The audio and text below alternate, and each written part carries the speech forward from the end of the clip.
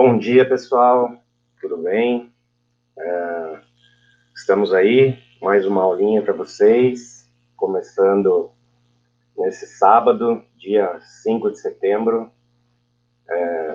Espero que todos estejam bem. Queria agradecer o convite da Interligas, o convite da doutora Mini.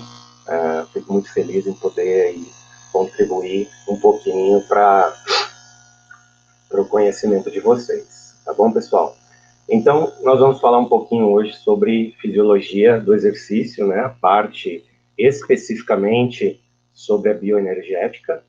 Mas, antes, só para me apresentar um pouquinho para vocês, eu sou o professor Marco Fortes, né? Eu sou professor de educação física e também sou nutricionista. A educação física foi minha primeira graduação. Eu fiz aí 3 especializações, né, ao longo desse tempo aí, desde que eu me formei em educação física. Eu tenho uma especialização em treinamento personalizado e musculação, uma em fisiologia do exercício e uma em prescrição de fitoterápicos e suplementação nutricional, clínica e esportiva. Aí eu também fiz um mestrado e um doutorado lá na USP, em São Paulo, e depois eu me mudei aqui para o litoral de Santa Catarina, onde eu estou hoje. Tá, pessoal? Então, eu trabalhei com diversos tipos de atletas, trabalhei com fisiculturista, sou treinador ainda, né? Então, eu trabalho bem especificamente com a parte de nutrição esportiva e estética. Lógico que a gente também sempre acaba esbarrando um pouco na nutrição clínica, né? Eu acho que é de extrema importância também, ok? Vamos lá. Bom, pessoal, para a gente começar falando um pouquinho de bioenergética, eu achei bem interessante a gente entender um pouquinho mais das raízes, né, da onde veio, porquê, da onde surgiu esse termo, né, o que é realmente a bioenergética, tá? Então, gente, a bioenergética é o estudo quantitativo, né, das quantidades da transdução de energia. O que é transdução? Transdução é você usar a energia de uma forma e aplicar em outra, né? Então, é você correlacionar, você jogar essa energia. Um exemplo é utilizar a energia química do nosso músculo para transformar em energia mecânica, né? Eu transformo a energia química produzida pelos músculos e transformo em energia mecânica, por exemplo, quando eu vou levantar um peso, alguma coisa parecida, tá? E, lógico, ocorre isso em todas as células, né? E esse estudo também é da natureza do tipo de energia, ou energia química, ou energia mecânica, e da função ali dos processos envolvidos, né? Aqui eu coloquei para vocês o sistema, porque o sistema é o local onde essa energia é desenvolvida, né? Porque a energia não é criada do nada. A gente vai falar um pouquinho rapidamente sobre as leis da termodinâmica, a gente vai ver que a energia ela não cria espontaneamente do nada, ela é somente transformada, né? Então, o sistema é o local onde ocorrem essas reações. E, principalmente, quando a gente fala de bioenergética, é o nosso organismo, né? Aqui a gente pode falar em sistema aberto e fechado. Nosso corpo é um sistema aberto porque ele está em contato com o meio ambiente, né? E isso é o que a gente classifica como universo, que é o ambiente externo ao sistema que é o nosso organismo, tá? Então, vou lembrar vocês lá da aula do colegial, onde a gente falava de organismos autótrofos e heterótrofos, né, aqueles que utilizam, né, a energia de outras fontes, que não seja a luz solar, para sintetizar, né, para sintetizar moléculas complexas, por exemplo, glicogênio, tecido adiposo, né, proteínas, né, através, então, desses nutrientes vindo de outros seres, de outras fontes que não seja luz solar. E os organismos autótrofos é aqueles capazes de utilizar a luz solar para produzir, então, para suprir essa demanda de energia do organismo, né? E essa energia que a gente adquire de outras fontes, né, de outros seres, que nós não conseguimos fazer fotossíntese, ela pode ser retida, né, ou seja, armazenada também na forma de ATP. É a principal moeda energética aí para todos os seres vivos, tá? Acho que isso é bem importante a gente relembrar. Bom, pessoal, nesse contexto geral, o nosso metabolismo, que é a soma de todas as transformações químicas que ocorrem na nossa célula e também no nosso organismo, ela é uma atividade celular amplamente e altamente coordenada. É uma coisa impressionante, assim, a coordenação enzimática, né, a regulação enzimática do nosso organismo. Então, muita coisa regula o nosso metabolismo. A disponibilidade de nutriente que a gente tem, o pH do nosso organismo, a temperatura do nosso organismo, tudo isso existe uma regulação bem fina, né, que acaba ajustando, né, os sistemas multienzimáticos para funcionar. E esses sistemas enzimáticos, eles cooperam para obter energia, né? A gente obtém energia química, tá? Degradando os nutrientes, né? Carboidrato, proteína e gordura. A gente converte essas moléculas em outras moléculas, por exemplo, hormônios, estruturas do nosso osso, do nosso músculo, da nossa pele. Então, nós convertemos esses nutrientes em estruturas para o nosso organismo. A gente consegue polimerizar precursores, né? A gente consegue polimerizar aí proteínas, ácidos nucleicos para replicação celular, polissacarídeos também.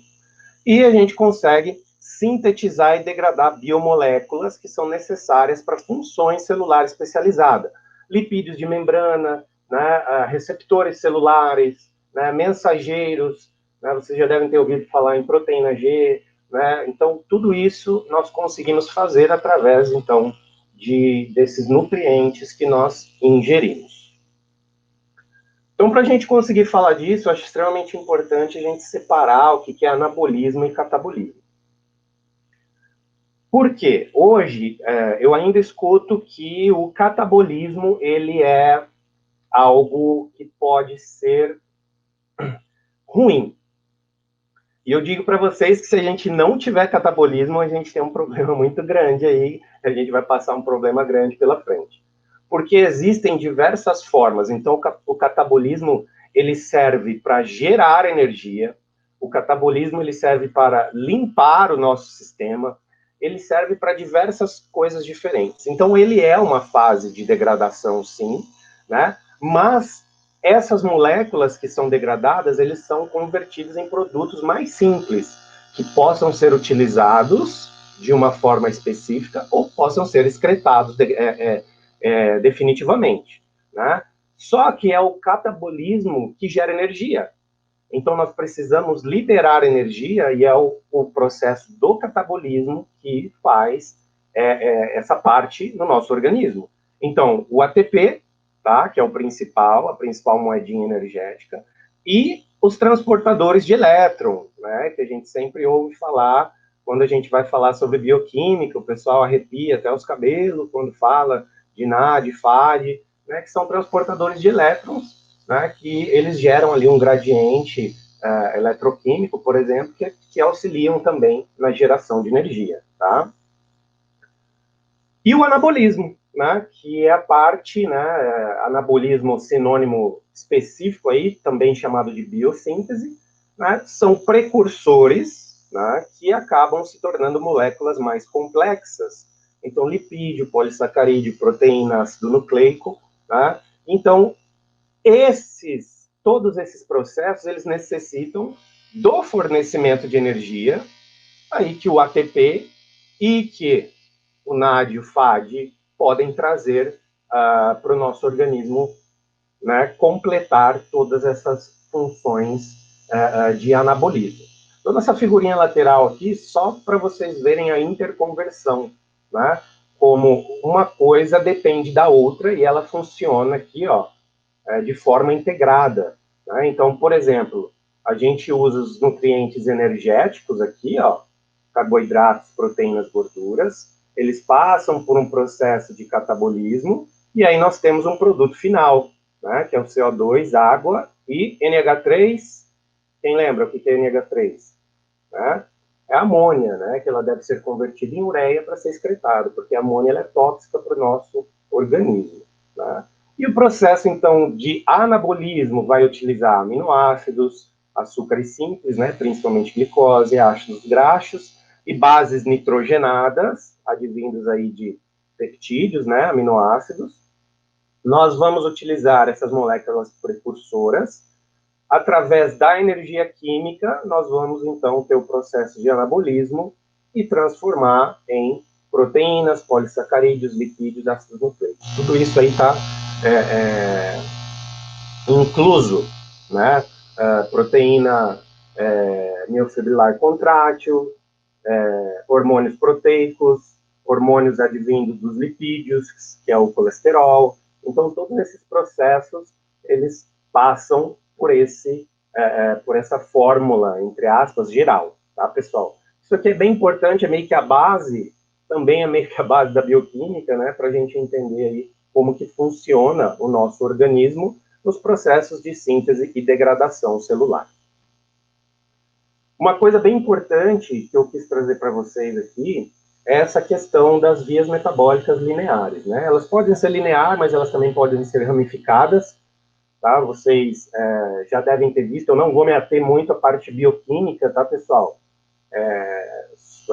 Apesar de estar intimamente ligado, né, a bioenergética com a bioquímica, mas aqui o que eu queria trazer para vocês? Aqui, o que eu gosto dessa figura é isso daqui, é a convergência de vários produtos, tá, do nosso metabolismo, do nosso organismo, eles convergem para acetil-CoA. Acetil-CoA, ele é meio que uma molécula-chave aí para a gente conseguir executar, né, diversas tarefas biológicas, né, inclusive é um denominador comum tanto para carboidrato, proteína e gordura. Tanto que vocês vão ver aqui, ó, alguns aminoácidos, vocês vão ver a parte da glicose, vocês vão ver ácidos graxos, vocês vão ver mais aminoácidos, todos convergendo para acetil-CoA, né? Então, quando a gente fala de interconversão entre nutrientes, a gente sabe que é possível, né? Em alguns casos, não é que acontece toda hora, vou até falar um pouquinho sobre isso com vocês. E a gente tem, então, alguma via convergente, né? Que é quando eu vou degradar, né? Tá em vermelhinho aqui, eu vou degradando essas moléculas até chegar no acetil-CoA. E a gente tem também temos vias divergentes, e elas são anabólicas, aí que ocorre a biossíntese, né? Então, daqui, ó, eu posso sintetizar fosfolipídios, mas aqui em cima eu degradei fosfolipídios. Então, para vocês verem como o nosso corpo ele pode degradar e construir, né, diversos tipos aí de compostos, né? Colesterol, vitaminas, entre outras, tá? E aqui, por último, a gente tem uma via cíclica, tá, pessoal? Essa via cíclica é extremamente importante. O meu orientador do mestrado e doutorado, ele falou uma coisa muito interessante para mim, né? Que o ciclo do ácido cítrico, ou ciclo de Krebs, né? Alguns chamam de ciclo do demônio, mentira, tô brincando. Que ele serve ali para manter os esqueletos de carbono girando para produzir e não parar o ciclo para a produção do ATP. Então, é sempre importante a gente ter algumas moléculas-chave, né? A gente sempre vai precisar do oxalacetato aqui para manter o ciclo de Krebs funcionando, né? E esse oxalacetato ele pode ser obtido de outras fontes, ele não precisa vir necessariamente somente desse ciclo. Existem alguns aminoácidos, como eu já falei para vocês, eles são chamados aminoácidos glicogênicos, e eles podem ser convertidos, sim, aí a oxalacetato. Então, realmente, quando a gente tem uma falta, por exemplo, de lipídios ou de carboidratos, o nosso organismo, sim, ele utiliza as proteínas, né, para manter o ciclo de Krebs funcionando, mantém o esqueleto de carbono aqui, ó, que é o oxalacetato, né, mergindo, então, com o acetil-CoA para formar, então, uma molécula de citrato e dar início a todo o ciclo, né? Então, isso é bem importante para a gente entender. o início e de como todas as moléculas elas servem para alguma coisa, elas são distribuídas no nosso organismo conforme necessidade. Eu vou falar muito disso, de necessidade, tá? Porque as pessoas ainda hoje acham que, eu recebo muitas perguntas, né, do pessoal achando que uma via está funcionando, a outra não está. E nós vamos falar bastante sobre isso hoje. Outra coisa importante também é a gente entender que o metabolismo ele funciona como um todo, né? Ele está sempre funcionando, o que ocorre é predominância. Então, uma via metabólica ela é suprimida, outra via metabólica ela é priorizada, tá? Isso é bem relevante e importante para a prática clínica, para a prática da nutrição esportiva, para qualquer tipo de área aí que a gente for escolher trabalhar, por exemplo, tá? E outra coisa interessante, ó, pessoal, não falei de nenhuma enzima para vocês, nenhum nome de nenhuma enzima aqui, porque esse não é o foco, né? Não é o foco específico falar de tipos enzimáticos, que nós temos diversas classes de enzimas, né?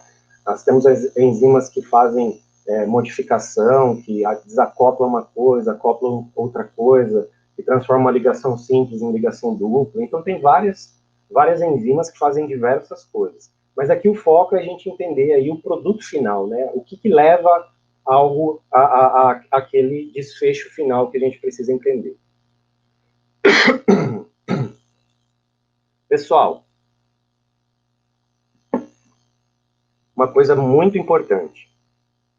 Todas as reações do nosso organismo, elas vão obedecer aí às leis da termodinâmica. Então é bem importante a gente passar rapidamente, só para relembrar um pouquinho, as leis da termodinâmica, principalmente a primeira e um ladinho da segunda, porque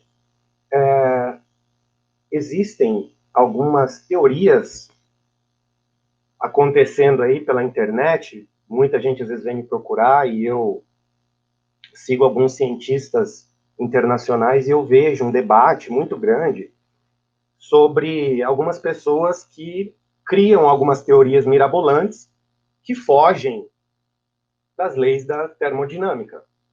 Por exemplo, vou dar o exemplo mais fácil e também o mais bizarro que eu encontrei, que é a questão das calorias, tá?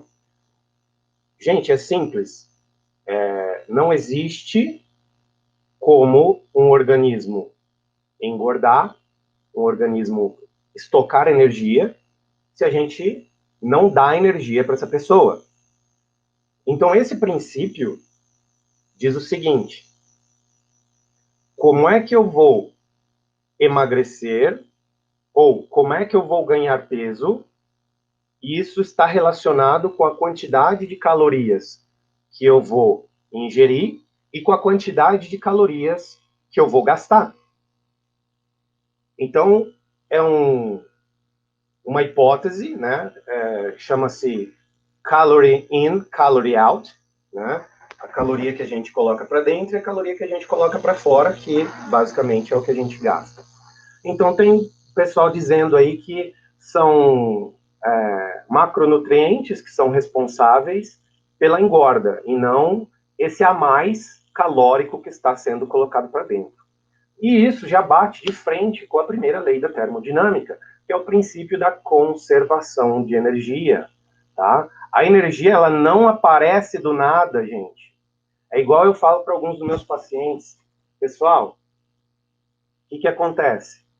Doutor, eu não estou comendo nada, mas estou engordando. Está comendo, sim. Eu comecei a tomar um remédio e o remédio está me engordando. Difícil. O remédio tem 0 calorias, né? O que pode acontecer é alguma flutuação no gasto calórico do organismo do indivíduo. Existem diversas coisas que podem contribuir para o gasto calórico, né? Produção de hormônio tiroidiano, o peso corporal dos indivíduos, adaptação metabólica, aquela chamada termogênese adaptativa. Então, isso pode acontecer, mas, em hipótese alguma, alguém vai engordar se estiver comendo menos, né, do que gasta. Né? Então, a energia ela sempre é convertida. Então, essa é a primeira lei da termodinâmica, a lei da conservação da energia. A energia do universo, ela permanece constante, ela só muda de forma e é transportada de uma região para outra. Ela é transportada daquele hambúrguer para o flanco aqui lateral, mais ou menos isso, né? Um transporte, né? Então, é isso que acontece. Essa é a lei, a primeira lei da termodinâmica, tá? E a segunda lei da termodinâmica, ela se aplica no seguinte: em todos os processos naturais, a entropia do universo aumenta. O que é entropia? Entropia é um termo da física, tá, pessoal? Que ela é como sinônimo de desordem, caos, né? Significa aí que os sistemas, de forma natural, tendem a se tornar mais desordenados, caóticos. É por isso que o nosso organismo ele tem que seguir uma diversa vou colocar bem simples, eu tenho que seguir um plano alimentar muito bem delineado, porque existe essa tendência da entropia, da desordem aumentar, né? Por isso que o nosso organismo, a gente pega energia e pega nutrientes de outros seres, né, de animais, de vegetais, né, para a gente manter o nosso organismo estável e conseguindo realizar os trabalhos biológicos, tá?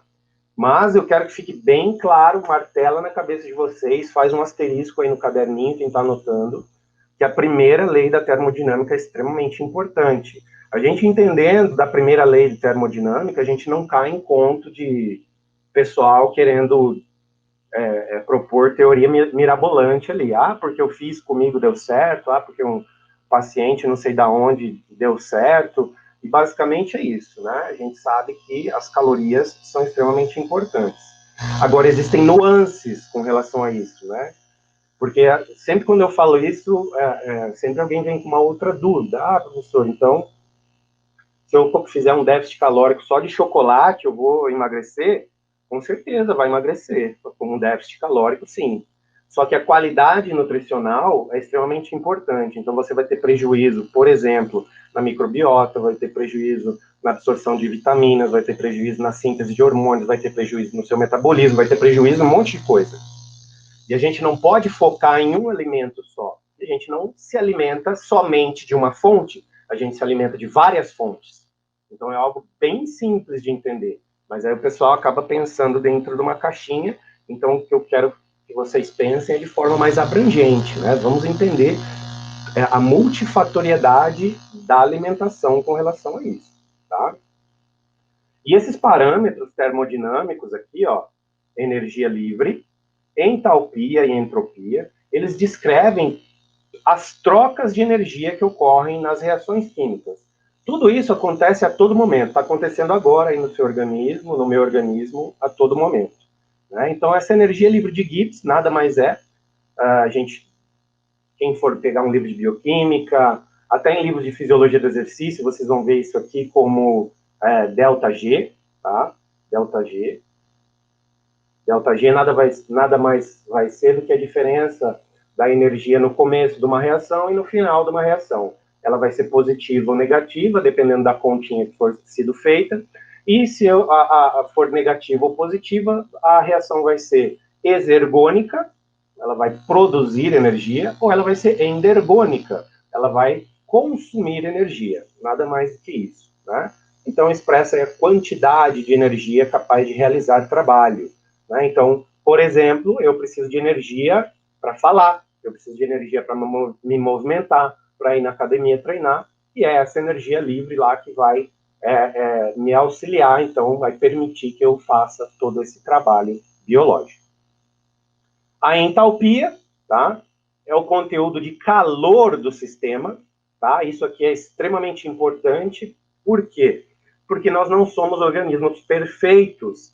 Toda reação química produzindo energia no nosso organismo, ela tem uma perda aí, mais ou menos, eu não me lembro agora exatamente o percentual, é que eu não estou vendo o chat aqui, mas alguém poderia me ajudar agora, né?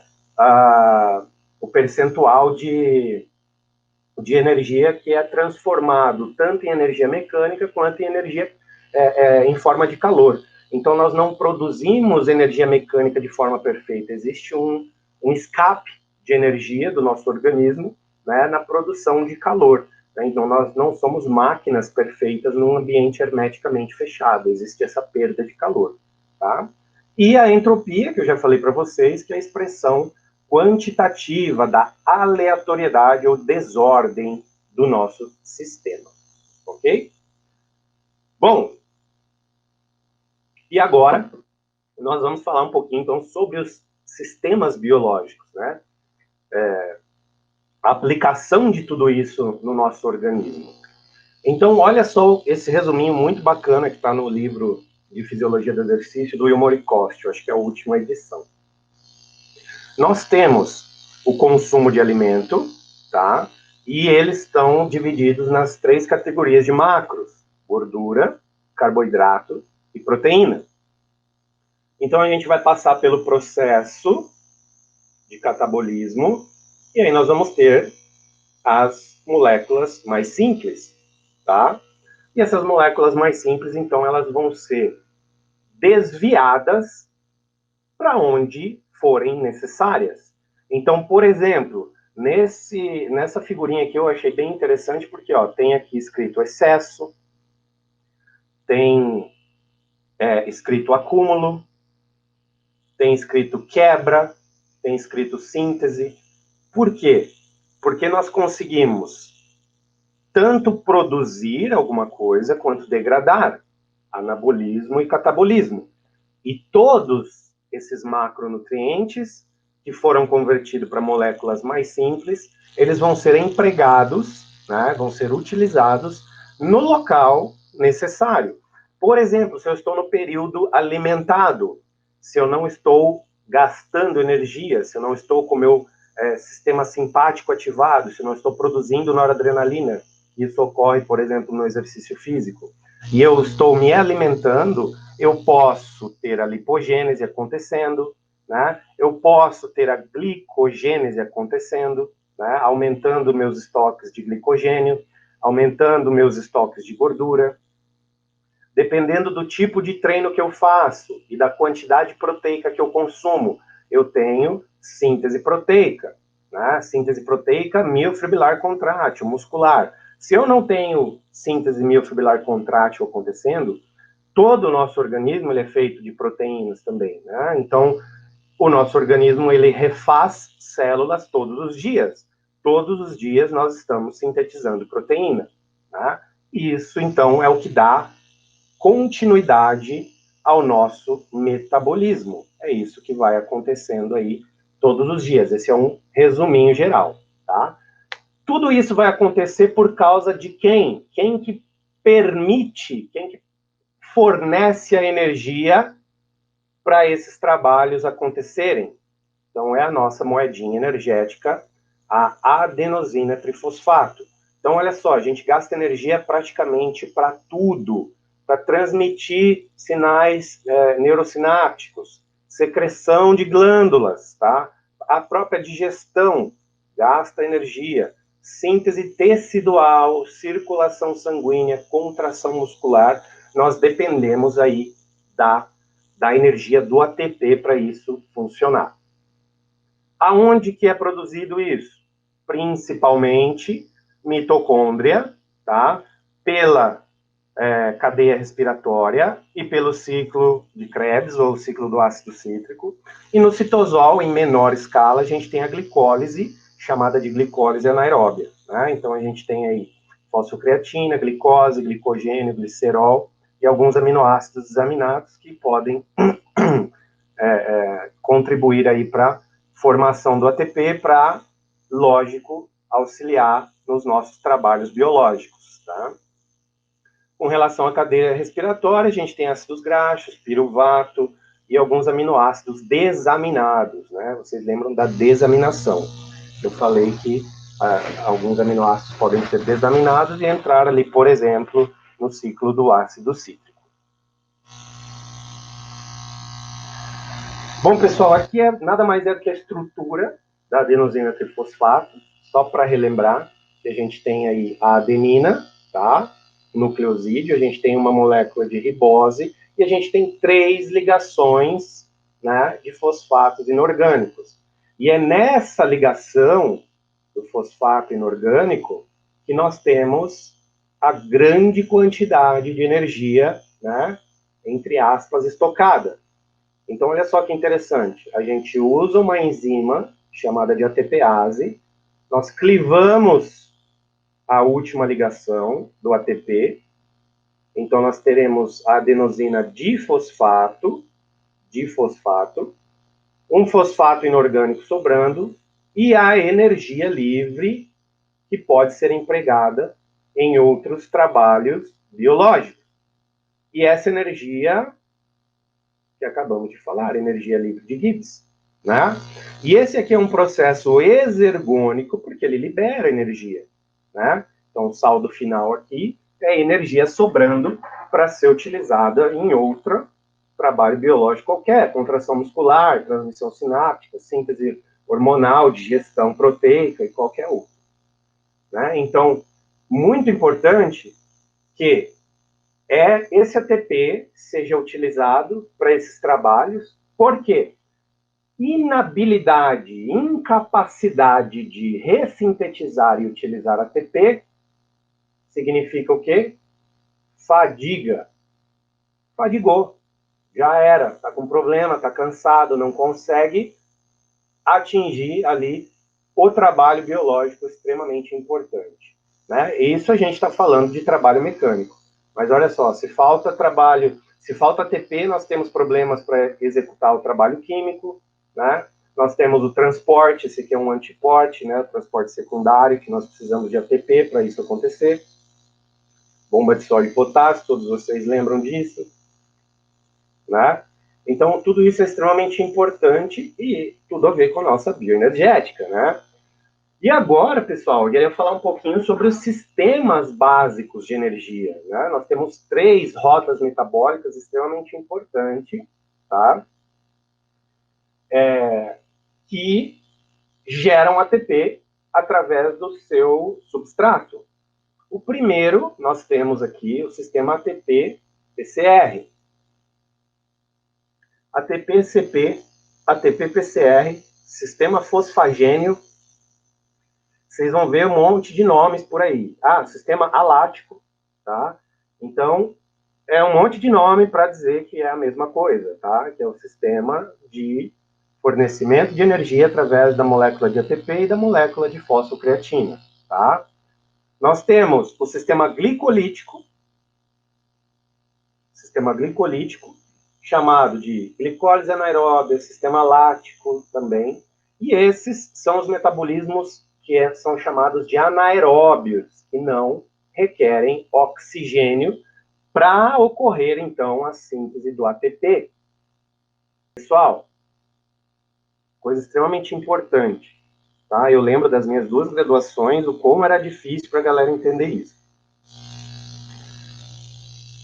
A gente não requer o oxigênio para sintetizar o ATP nesses 2 sistemas metabólicos. Mas não significa que depois, né, nós não precisamos desse ATP, desse oxigênio, para continuar funcionando todo o sistema, tá? Então, eu sempre falo que o metabolismo anaeróbio é diferente, tá? Não é que a gente não precise respirar para que esses metabolismos funcionem, é que não é necessário uma molécula de oxigênio como aceptor final, como é do sistema oxidativo. Eu vou explicar com mais detalhes lá, porque eu acho que vai ficar mais fácil ainda de entender, tá?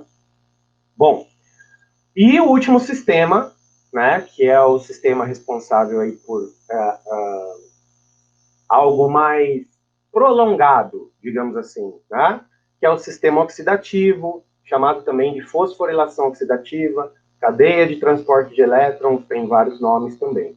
E ele requer um oxigênio, né, como aceptor final de um elétron lá na cadeia de elétrons final. Vou mostrar para vocês.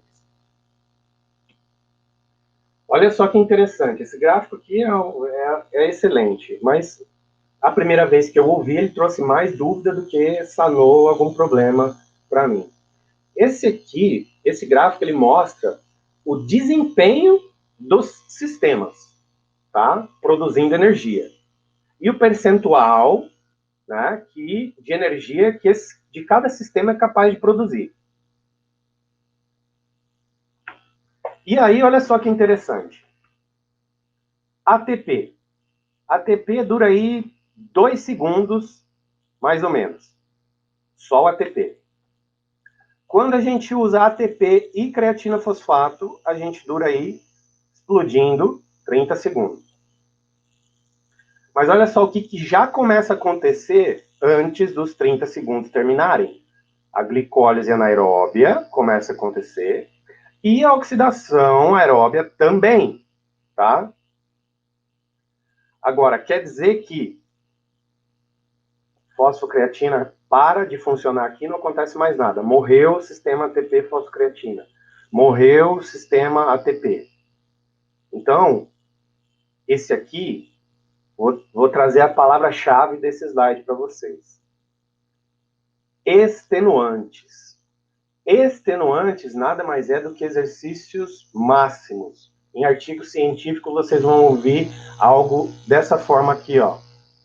All out.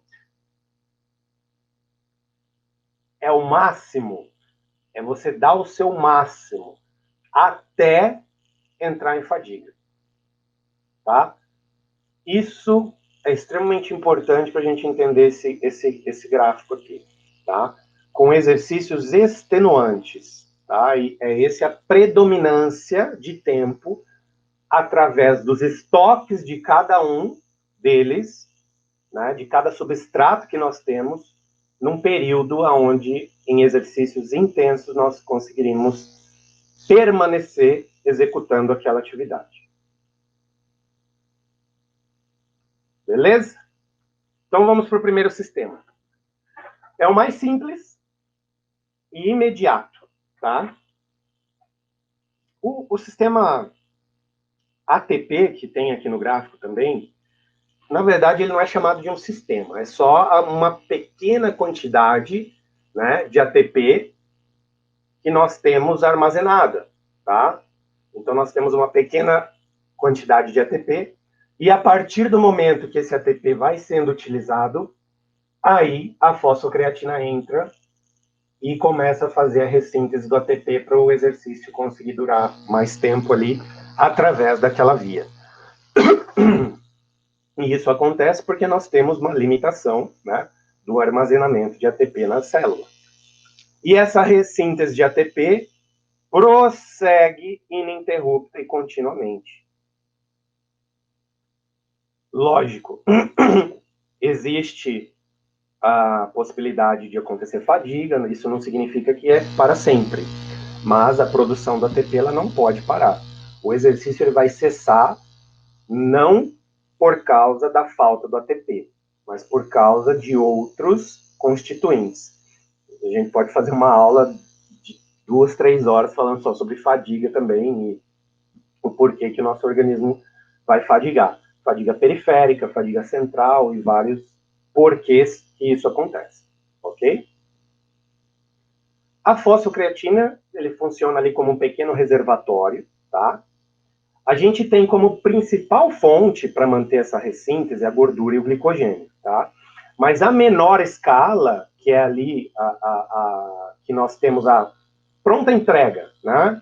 Essa energia para ressíntese do ATP que vem dessa cisão, da quebra, da clivagem de um fosfato que está ligado ali com a creatina. É por isso que quando, através da suplementação de creatina, a gente aumenta os estoques de creatina no músculo de pessoas que são respondentes à suplementação de creatina, e aí nós conseguimos melhorar, então, essa fonte energética aí para atividades, por exemplo, como treino de força, né? O treino resistido. E aí a gente acaba conseguindo promover mais hipertrofia, mais potência para esses indivíduos que conseguem aumentar a quantidade de creatina intramuscular. Então, tanto a molécula de ATP quanto a molécula de fosfocreatina, elas conseguem armazenar uma quantidade bem legal de energia na ligação ali com o fosfato inorgânico, né? E o que acontece? Quando a energia é liberada, quando a fosfocreatina é quebrada ali pela creatina quinase, né, ocorre a liberação de energia, e essa energia é utilizada para pegar o fosfato inorgânico e uni-lo novamente com a adenosina difosfato. E isso causa, então, a ressíntese do ATP para ser utilizado novamente. Tá? Ótimo. E olha só que interessante, a gente tem 4 a 6 vezes mais fosfocreatina do que ATP. E uma coisa bem interessante, a creatina, a energia da fosfocreatina, ela serve para regenerar o ATP. O nosso organismo não consegue utilizar a energia dela para outro tipo de trabalho celular. Ela é direcionada somente para utilizar a energia do ATP. Então aqui fica bem mais visual para a gente entender, né? Então a gente pega o nosso ATP, a ATPase vem, degrada em ADP mais fosfato inorgânico, e a gente tem, então, a energia livre aqui, né, processo exergônico, sobrando. E a gente vai utilizar, então, o trabalho biológico, mecânico, químico, transporte, aqui tem uma figurinha de um corredor, para ficar mais fácil da gente entender e visualizar. Aí, o que acontece? A fosfocreatina usa uma adenosina de fosfato, a creatina quinase quebra, e aí sobra uma creatina, e o fosfato inorgânico ele é colocado de volta no ATP, né? Essa energia livre ela é utilizada para unir o fosfato inorgânico com ADP e utilizar novamente, e esse ATP poder ser reutilizado para energia, né? Então a gente tem a fosfocreatina sendo quebrada em fosfato inorgânico e creatina, e a energia livre usando um fosfato e um ADP, sintetizando ATP novamente. Ok? E olha só que interessante. Quais são os exercícios aonde nós temos predomínio? Vias energéticas predominantes aqui embaixo, ó. Predominantes, tá? Olha só. Onde a gente usa mais o ATP. São coisas rápidas que duram segundos. Powerlift. Levantei, acabou. Salto em altura. Corri, pulei, acabou. Arremesso de dardo. Corri, arremessei, acabou. Uma tacada no golfe. Um saque no tênis. Né? Se a gente for pensar no tênis de campo como um jogo completo, nada a ver, né? Mas olha só, somente o saque. Né? Então, esses são exemplos para vocês entenderem a predominância do sistema energético. Agora, olha só, quando a gente tem que sustentar um pouco mais, ATP, PCR, potência sustentada. Ó, sprints, 50, 100 metros, freadas rápidas, desempenho do jogador de linha no futebol americano, uma rotina de ginástica que dura alguns segundos, extremamente importante para a potência sustentada, qual? Sistema fosfagênico. Ótimo, ok? Próximo sistema. Sistema glicolítico lático, tá, pessoal? Então, como o nosso sistema fosfagênio ele tem uma capacidade limitada para gerar ATP, durando poucos segundos, a partir de um determinado ponto, começa a predominar outra via, tá? Ou vai chegando próximo à fadiga, e a intensidade do exercício tem que se ajustar à produção de energia que o nosso organismo está limitado. Isso é importante, né? Então, olha só, é o segundo método, tá? Que envolve a liberação de energia por meio do fracionamento da glicose, tá? Esse sistema não produz grandes quantidades de ATP, e as ações combinadas do sistema fosfagênio e glicolítico permitem a geração de força pelos músculos, mesmo em condições de limitação de reserva de oxigênio. Ou seja, atividades mais intensas, onde nós temos, por exemplo, muita contração muscular fecha os vasos sanguíneos, nós temos uma condição chamada aí como hipóxia, então não chega oxigênio no músculo, né? E ele tem que trabalhar de qualquer jeito. Por exemplo, uma isometria. Uma isometria, como que vai chegar sangue no músculo? Todo músculo está em contração e os vasos também estão sendo contraídos. A luz do vaso ali não passa praticamente nada. Então, nós conseguimos contar com esses dois sistemas energéticos para produzir ATP até uma determinada quantidade, tá? E esses sistemas predominam nos minutos iniciais. Não significa que só eles funcionam. Então, olha aqui. Esse é o basicão, tá, da glicólise anaeróbia.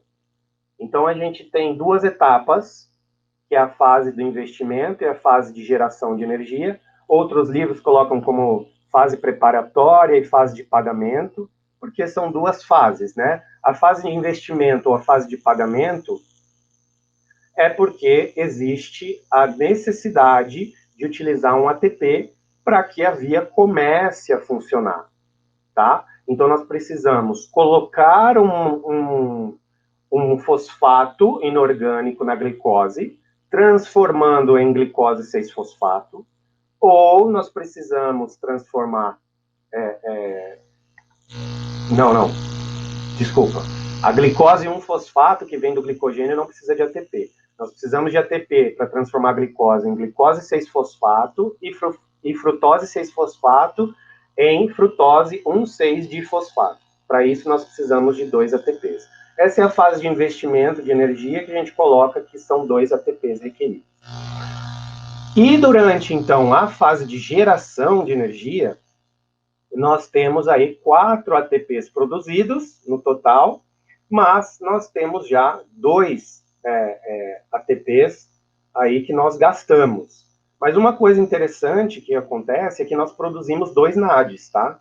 E 2 NADs, eles também vão conseguir produzir ATP, mas não por aqui. Eles vão conseguir produzir ATP, auxiliar na produção da ATP lá na cadeia, né, de transporte de elétrons.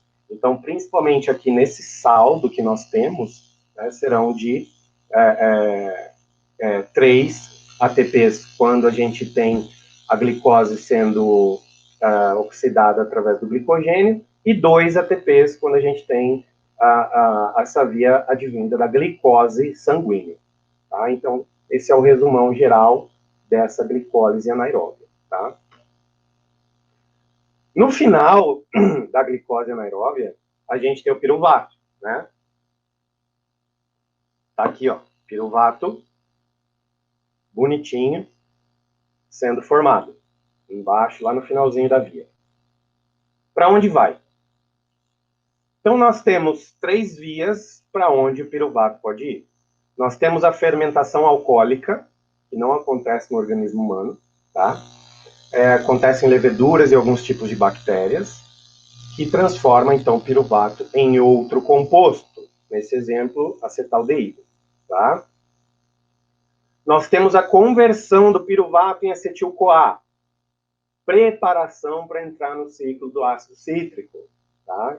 Então, em condições aeróbias, o primeiro passo para a oxidação total do piruvato é sua conversão a acetil-CoA. Condições aeróbias, tá? Condições aeróbias tem o oxigênio disponível para fazer as reações químicas necessárias. O piruvato, então, ele é transportado do citoplasma, do citosol, para a mitocôndria, né? Então, ele é transformado em acetil-CoA e depois dá sequência ali no ciclo de Krebs. Ele, pelo processo de condensação, junto ali com o oxalacetato, para formar citrato. Então, utiliza-se aí a coenzima um NAD, e aí forma-se o acetil-CoA, um NADH, e uma molécula de CO2 é formada. E nós temos também a fermentação láctica, tá? Detalhe, na fermentação lática é formado lactato e não ácido lático. Gente, apaga ácido lático da cabeça de vocês. Ácido lático não é produzido em organismo de mamífero, tá? Ácido lático não é formado. Olha só, nome da enzima, lactato desidrogenase. Formação, lactato é formado, tá? Lactato é um sal, não é um ácido, tá? Não é o lactato que é responsável por aumento da acidez, tá? É outro composto, tá? Então, isso é extremamente importante a gente entender. Livro, um monte de livro, você vê narração na televisão das pessoas falando, tá morrendo ali o corredor, ácido lático tá acumulando. Não. Até dói, sangra o ouvido aqui quando a gente escuta ácido lático, tá? Quando a gente vai fazer todos os cálculos, a gente vai para a reação química, a gente tem, então, a formação de lactato e não ácido lático. Então, a gente tem o piruvato, mais duas moléculas de NADH, e a gente tem a ação da enzima lactato desidrogenase. O lactato, ele é transportado, tá? Chama-se, o transportador dele chama-se MCT, né? Transportador de monocarboxilato, por cotransporte junto com íons hidrogênio, tá? E isso aí ele é, então, direcionado para ser reutilizado, tá? Isso é bem importante. E aonde que ele vai ser reutilizado? Então, lactato cai aqui na corrente sanguínea, vai até aonde? Fígado. Ele pode se interconverter em piruvato, e aí nós temos a formação de glicose ou glicogênio através da gliconeogênese. Tá, pessoal? Isso é muito importante. Outra coisa importante, a produção de lactato no exercício intenso ela é benéfica porque regenera NAD+. NAD+, extremamente importante lá para, como eu já falei para vocês, acepção de íons, né, e levar íons lá para a cadeia de transporte de elétrons para a gente conseguir gerar um gradiente eletroquímico para a formação de ATP. Tá? E olha só que interessante, o NADH ele também evita acidose porque ele faz acepção aí de íons, tá? Já falei que lactato não causa acidose e aquilo que eu já falei para vocês, né? Botei até o Kiko aqui, porque, né, galera? Não produz ácido lático. Não produz ácido lático, tá? Esse negócio de acidose lática aí não existe.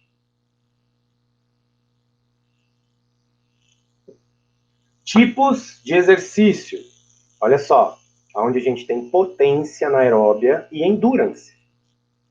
Então, olha lá, a partir de 200 metros, 400 metros de corrida sprint, natação de 100 metros, que demora mais tempo, aí nós teremos o predomínio desse sistema energético, tá? Muito interessante. Lembrando que é predomínio, tá? E não única e exclusivamente essa via funcionando. E o último sistema, que é o sistema oxidativo, tá? É a produção de ATP que requer o oxigênio. Ocorre lá dentro da mitocôndria e envolve a interação de duas vias interativas, cooperativas.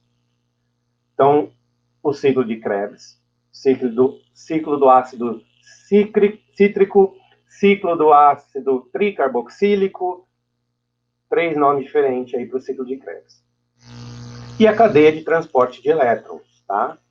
Então, a função primária ali do ciclo de Krebs é completar, então, a oxidação dos carboidratos, gorduras ou proteínas, dependendo do que foi colocado ali, né, inicialmente, e do que foi degradado até acetil-CoA para chegar e entrar no ciclo de Krebs, tá? E junto, usando aí o NAD e o FAD como transportadores do hidrogênio, tá? Então, a cadeia de transporte de elétrons, cadeia respiratória, cadeia do citocromo, né? A produção aeróbia de ATP ela é feita através de um mecanismo que usa energia potencial. Energia potencial é aquilo que eu falei, que o NAD e o FAD geravam um gradiente eletroquímico. Quando chegar aqui na hora, eu vou mostrar que fica mais fácil da gente entender. Né? Para a gente conseguir refosforilar o ADP, transformando ele na adenosina trifosfato novamente. Né? Nós temos lá como se fosse uma usina hidrelétrica, né, que usa a energia potencial dos hidrogênios passando para adicionar, então, um fosfato novamente no ADP. Então, aqui a gente tem a visão geralzinha do ciclo de Krebs, tá?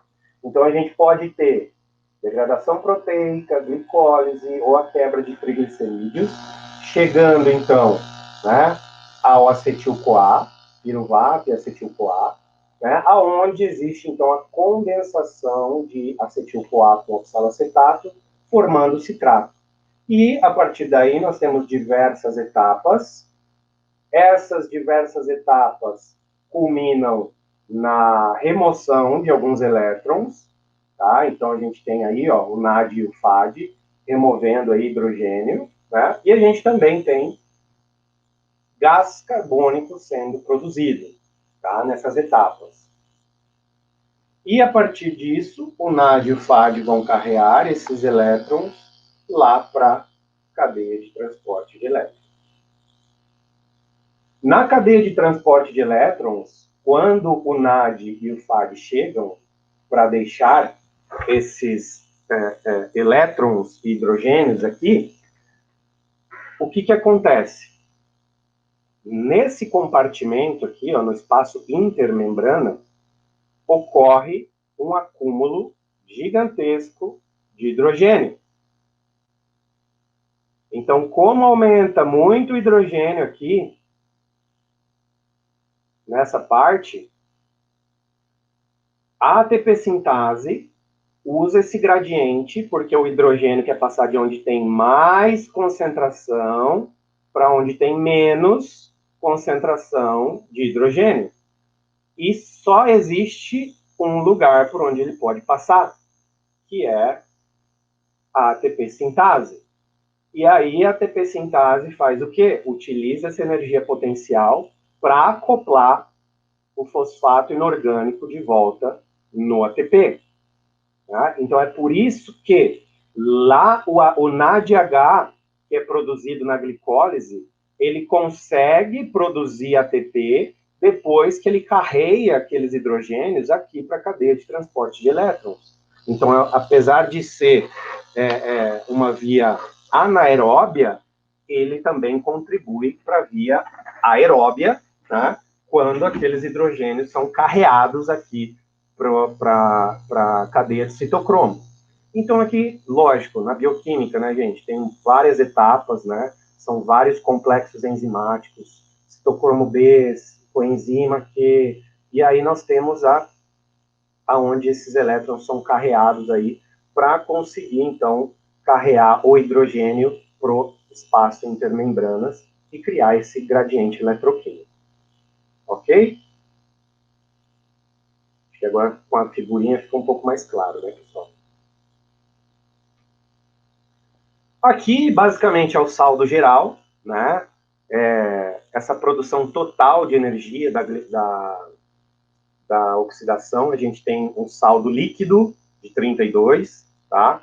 Esse é o saldo líquido, porque a gente tem produção de ATP por NAD, produção de ATP pelo FAD, a gente tem lá, ó, a fosforilação lá da glicólise, ó, temos NAD sendo formado lá também, a gente consegue produzir ATP, e a gente tem a fosforilação no nível do substrato, vocês vão ler muito isso, fosforilação no nível do substrato, nada mais é do que lá a fosforilação da glicose, lá na glicólise anaeróbia, tá? Isso que significa fosforilação ao nível do substrato.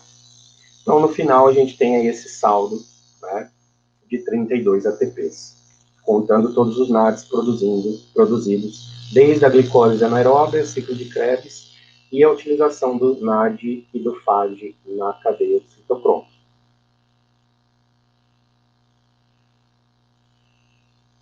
predominância das vias energéticas.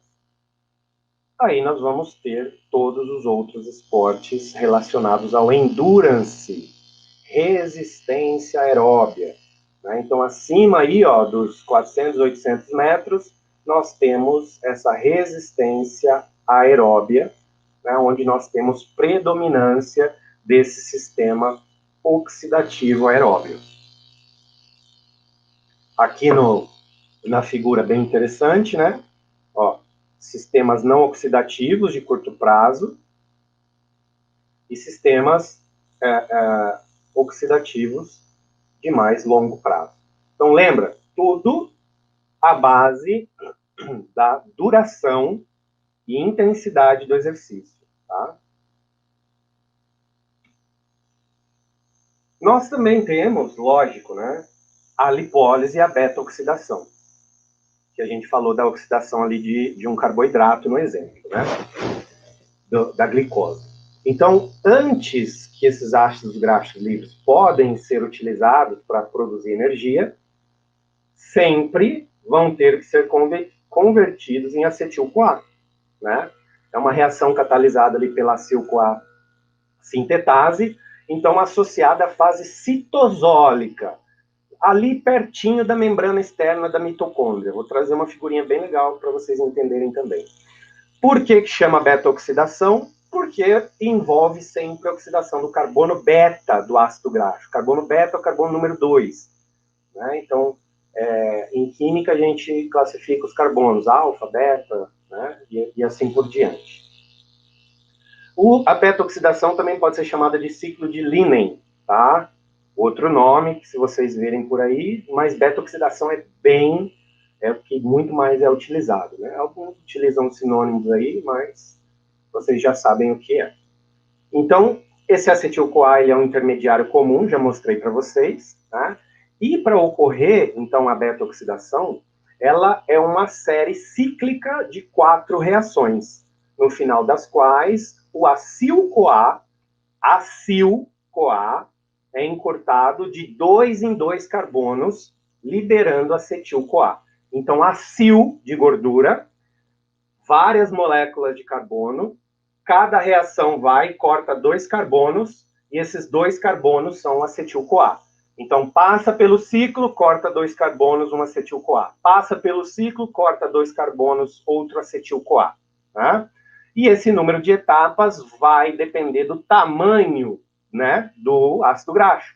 Geralmente aí entre 14 e 24 carbonos. Né? Então, vai gerar bastante acetil-CoA, vai gerar bastante ATP, só que demora, né? Para ir cortando de 2 em 2, para passar no ciclo de Krebs, para ser oxidado, para ir para a cadeia do citocromo, então demora, né, bem mais do que todos os sistemas que a gente viu até agora, ok? Ao entrar na fibra muscular, o ácido graxo livre tem que ser ativado, tá? Isso requer o ATP, né? Então, olha só, 2 ATPs, eles são requeridos para ativação, né? Então, mas não vai produzir nenhum, não tem a fase de ganho, igual a glicólise, tá? Mas a gente precisa de 2 ATPs para ativar ali e começar, então, a clivagem do ácido graxo. Então, olha só. Então, nós temos o triacilglicerol, né? Então, aqui ele vai ser transformado em acil-CoA, então utiliza-se o ATP e uma coenzima A, e aí ele se transforma um acil-CoA. Então, esse acil-CoA, o que tem que acontecer com ele? Ele tem que se combinar com uma carnitina, ser colocado para dentro da mitocôndria pela carnitina aciltransferase ou carnitina palmitoiltransferase, e depois, quando ele chega no espaço intermembranas, ele deve ser colocado, então, para o interior da mitocôndria pela carnitina aciltransferase 2. Quando ele chega, então, lá dentro, passou as 2 membranas mitocondriais, aí vai dar início, então, à beta-oxidação, tá? Então, olha só, 14 carbonos, tira 2, acetil-CoA. 12 carbonos, tira 2, acetil-CoA, ciclo de Krebs. Tiram 2, acetil-CoA, ciclo de Krebs.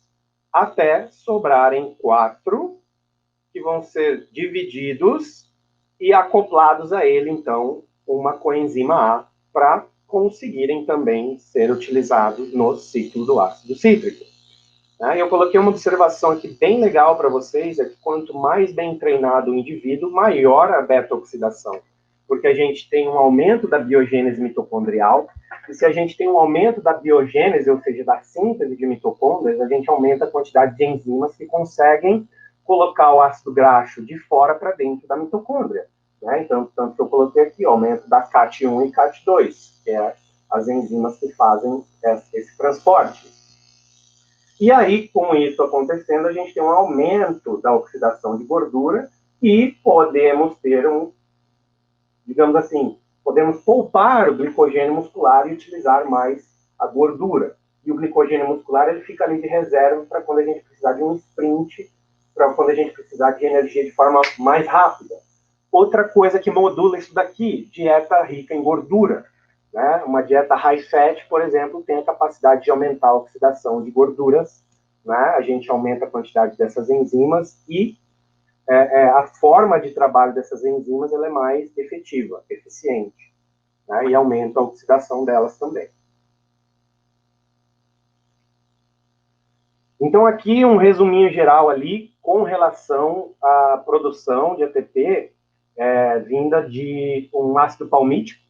Esse ácido palmítico ele tem 16 carbonos, e olha só que legal, todos aqueles carbonos sendo degradados de 2 em 2, conseguem produzir aí um total de 129 moléculas de ATP. E aqui a gente tem uma tabela que eu trouxe do livro do Powers para vocês, bem legal, mostrando aí os sistemas de energia, se eles necessitam de oxigênio, qual que é a reação química total, e a taxa relativa de oxigênio formada por segundo, bem interessante, E o ATP formado por molécula de substrato, E a capacidade desses sistemas energéticos. Então, olha só que legal. A primeira coisa que eu quero mostrar para vocês, o oxidativo das gorduras, quanto tempo a gente consegue manter. Não sei se vocês lembram, mas algum tempo atrás, alguns anos atrás, teve uma atleta que foi atravessar lá não sei, um pedaço do oceano e passou aí vários dias nadando, E fazendo a ingestão ali de alimentos altamente energéticos, uma densidade energética bem grande, ou seja, gorduras, e conseguiu manter aí por um tempo bem relativamente elevado essa atividade. Lembrando que não é uma atividade intensa, e sim é uma atividade menos intensa, onde com certeza nós teríamos ali predomínio da utilização das gorduras, porque óbvio que 90 minutos aí no máximo, a gente já, numa intensidade mais elevada, a gente já decretou então a condição de utilizar todos esses daqui, Então, acho que isso é extremamente importante a gente entender essa predominância, o uso, como o nosso metabolismo se adapta ali à intensidade, à exigência do momento para isso.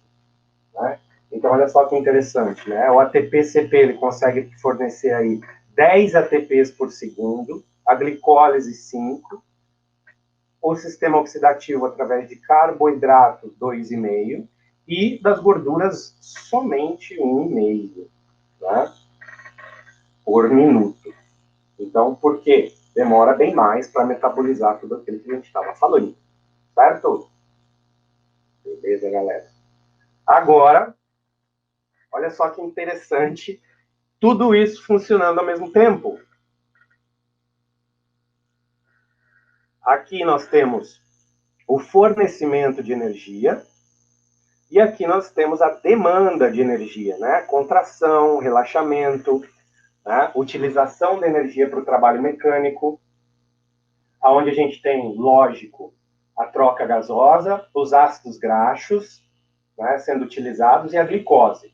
Então, aqui a gente tem, quando em excesso ou num estado de repouso ou pós-alimentado, a formação de glicogênio.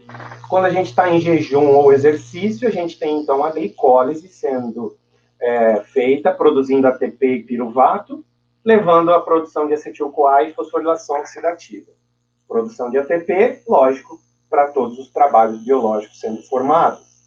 No fígado, também podemos produzir a glicose através da gliconeogênese, podemos liberar glicose através da quebra do glicogênio hepático, tá? Que é extremamente importante para a manutenção da glicemia. No tecido adiposo, nós temos a quebra, né, através da ativação de toda a cascata enzimática para quebrar os lipídios. Esses ácidos graxos são lançados na corrente sanguínea, vão ser oxidados, né, pela beta-oxidação para a geração de acetil-CoA, fosforilação de oxidativa, produção de ATP. Então, tudo isso é extremamente importante. A única coisa que me entristece muito nessa figura do livro é o ácido lático, né? Eu já falei para vocês. Complicadíssimo, né? Então, apaga ácido lático aqui, galera, e escrevam lactato. Tá? Isso aqui está no livro de fisiologia, infelizmente. Então, olha só que muito interessante essa figura aqui, galera. Mostrando a contribuição da produção de energia durante vários tipos de esportes diferentes. Eu acho muito legal essa figura aqui. Ela mostra aí a predominância, então, do aeróbio, do anaeróbio, né, para diferentes tipos de atividades. Aqui a gente tem os segundos, tá? Nessa coluna da esquerda. E aqui a gente tem, na coluna da direita, alguns exemplos, tá, de atividades, de esportes, onde a gente tem um predomínio maior, né? A única coisa que está errada aqui é isso aqui, tá? Zero. Zero. Nunca é zero, tá, pessoal? Nenhuma via anaeróbia ela é desligada. Não existe botão de liga-desliga, ok? Então é bem interessante essa proporção aqui, muito legal. Então, é aquilo que eu falei para vocês praticamente desde o começo da aula, tá, pessoal? Nós não temos um botão de liga-desliga do sistema fosfagênio. Nós não temos um botão de liga e desliga para glicólise anaeróbia, e nós não temos um botão de liga e desliga para aeróbio, tanto vindo de carboidratos como vindo de gorduras, né, triacilglicerol ou glicose. Tá? Então, todos esses sistemas energéticos, eles funcionam no que nós dizemos predominância. Né? Exercício mais intenso, a nossa predominância vem para cá. Né? E aqui também. Exercício mais prolongado, a nossa predominância vem para cá. Tá? Mas tudo isso continua funcionando em menor escala. Tá? Porque é suprimida por causa da funcionalidade da enzima que faz a reação. Lembra quando eu falei para vocês sobre interconversão de nutrientes? Essa aqui é a figura que eu mais gosto para falar sobre isso, né? Porque claramente nós conseguimos identificar, né, aminoácidos glicogênicos, alanina, cisteína, serina, fenilalanina, leucina, lisina, glicina, glutamina e aspartato. Então, olha só, o aspartato ele consegue ser transformado diretamente em oxalacetato. Então, a partir do momento que ocorre a desaminação dele, ele pode ser colocado aqui no lugar do oxalacetato, ele se transforma em oxalacetato e é condensado com acetil-CoA e vira citrato. Essa figura aqui é sensacional. Então, aqui nós conseguimos ver que, por exemplo, a setinha preta significa que pode ocorrer interconversão. Tá? E a setinha vermelha quer dizer que essa é uma reação irreversível, né? Então, dificilmente nós conseguimos ter uma noção de tudo isso daqui, temos que ler e reler bastante para entender que sim, né, nós conseguimos ter interconversão de vários nutrientes aí, né? Vários tipos de aminoácidos, por exemplo, né? Porque uma das batalhas que eu já vi por aí, o pessoal dizendo que proteína não vira gordura de forma alguma, né? Mas na via bioquímica é possível. Agora, não significa que por ser possível acontece a rodo e toda hora e toda vida. Não é assim, né? É extremamente difícil proteína se tornar gordura, mas muito difícil mesmo, tá? Não foi para isso que a via bioquímica ela foi feita, né, para converter proteína em gordura, porque a gordura não é algo essencial para o nosso organismo, né? O excesso de gordura não é algo essencial para o nosso organismo, tá? Então é bem importante a gente entender isso, porque todos os substratos eles podem, né, ser convertidos para produzir ATP, né, para o nosso organismo. E olha só que importante, ausência de carboidrato. Existe muita propensão, principalmente de proteínas e gorduras, para formar acetil-CoA. Qual que é o estoque de proteínas do nosso organismo? Não tem, massa muscular. Então é por isso que parou de comer carboidrato, está em jejum, aumenta essa via metabólica que aumenta. Necessariamente. Não tem como falar, agora parou, via para de funcionar. Não, né? Porque o aminoácido pode gerar o oxalacetato, né? E outros aminoácidos podem gerar acetil-CoA e alfa-cetoglutarato, né? E aí, lógico, isso também, né? Quando tem um acúmulo desse acetil-CoA também, por causa dessa elevada degradação dos ácidos graxos, por exemplo, ocorre a formação de corpos cetônicos, né? Isso é bem importante. Tá? Levando em consideração, galera, que a cetose aí diminui, né, o desempenho de atletas. Existem alguns trabalhos, tá, mostrando aí dietas high fat para atletas, mas que quando é extremamente importante a intensidade do exercício, cetose, altas quantidades de gordura e baixas de carboidrato não servem absolutamente para nada na melhora da performance esportiva. Lógico que os aminoácidos eles não conseguem formar tanto o oxalacetato quanto a glicose, né? Aqui a gente já tem isso aí bem caracterizado, tá? E isso é extremamente importante porque o oxalacetato ele deve ser produzido, ele tem que existir para a gente ter a condensação, né, com acetil-CoA para a formação do citrato, né? Então a gente tem que ter essa distribuição dos 3 macronutrientes para a gente evitar proteólise, né, para a gente evitar que a via energética, né, seja interrompida. E isso é extremamente importante quando a gente fala de desempenho esportivo. Tá? Isso aqui é muito importante. Lógico que, se eu for falar de outros aspectos de dietas, de outros objetivos, dá para fazer muita coisa aqui, tá?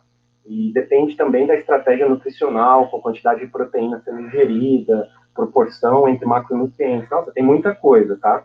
Aqui a gente está olhando só do ponto de vista aqui, ó, bioquímico. A gente sempre tem que prestar atenção sobre outros aspectos para entender, assim, o objetivo do nosso paciente, o desempenho atlético, qual modalidade esportiva. É sempre assim que a gente vai encarar a situação e não dizendo que uma coisa é muito ruim, não serve para nada, tá? Só para colocar aqui, está no livro da Marzocco essa tabelinha, né? As conversões que são possíveis, e as conversões que não são possíveis, né? Bem legal.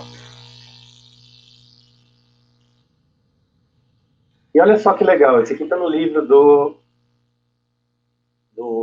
livro mais novo ali, do Asker Geukendorf, cara bom pra caramba, tá ali entre os melhores do mundo, junto com a Louise Burke, na, na parte de nutrição esportiva, né? E no livro dele tem esses fatores que regulam a mobilização de substratos energéticos. Né? Então, olha só que interessante, né?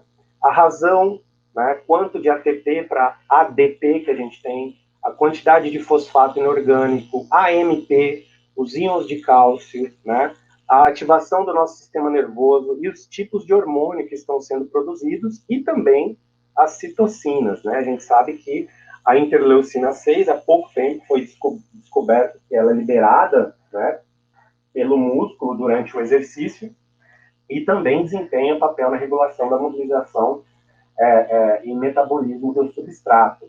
Né? Então, a gente sabe que ATP, ADP e AMP são ativadores ou inibidores de reação enzimática. Então, para isso, a gente tem que bater o olho de novo lá na bioquímica, entender sobre inibição enzimática, inibição alostérica, né? Quais são as formas de inibição que existem, inibição por quantidade de substrato. Então, se eu tenho muito substrato, eu vou inibir determinada via, né? Existe também essa inibição aqui, ó, bem interessante, ó, a creatina quinase, ela é inibida ou ativada por determinada concentração. Interação de insulina, glucagon e catecolaminas, né, é muito responsável pela disponibilidade de carboidratos, porque diretamente vai estimular, por exemplo, glicogênio fosforilase, lá para disponibilizar glicose para glicose anaeróbia, né? Então tem muita coisa interessante aí para a gente analisar e ir mais a fundo, tá, pessoal, na parte bioquímica. E aqui só para a gente mostrar que, olha só, essa aqui, ó, uma enzima, duas enzimas, três enzimas, quatro, cinco, seis, sete, ó, são todas, né, reguladas por ATP, fosfato, ó, glucagon, epinefrina, norepinefrina, insulina, ó, ADP, ATP. Olha só o que regula essas enzimas: cortisol, insulina, né? Ó, ó, vários. São várias. Essa regulação enzimática é feita por todas essas substâncias. Então aqui a gente tem a regulação de como a enzima ela é suprarregulada e como essa enzima ela é infrarregulada. Eu acho que isso aqui é extremamente importante.